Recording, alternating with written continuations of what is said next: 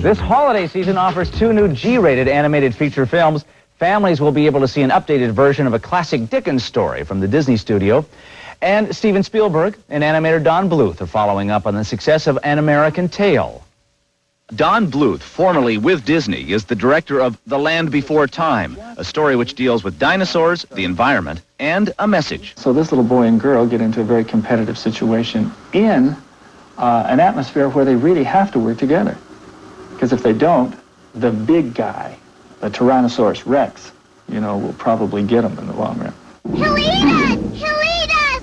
Run! Don Bluth can sympathize with his characters. He's taken on the big guy by successfully breaking box office records in an area dominated by the Disney studios. I hope it does have some of what I call the old classical animation feeling. I would think there's well in excess of 1 million drawings up on the screen. Many people don't know, but at least 24 drawings a second go by your eye.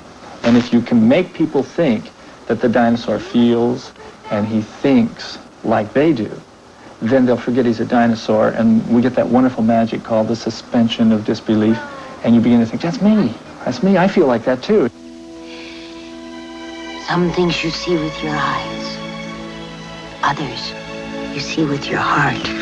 Ironically, The Land Before Time will be released at the same time as Don's former employer, Disney.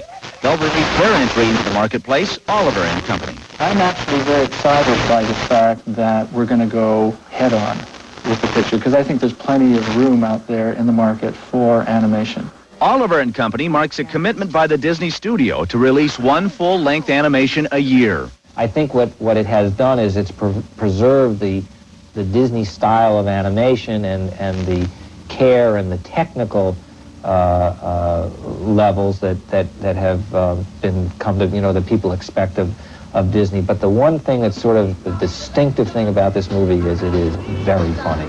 Oliver and Company also has a contemporary soundtrack as well.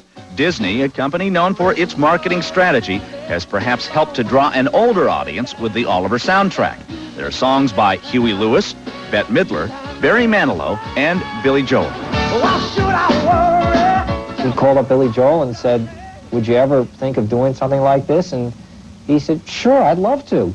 Whether one animation outsells the other, the bottom driving force behind both of these features is still the fantasy mind of a Hollywood legend, Walt Disney. Walt said at one time, I never made animation for children, but I made it for the entire family.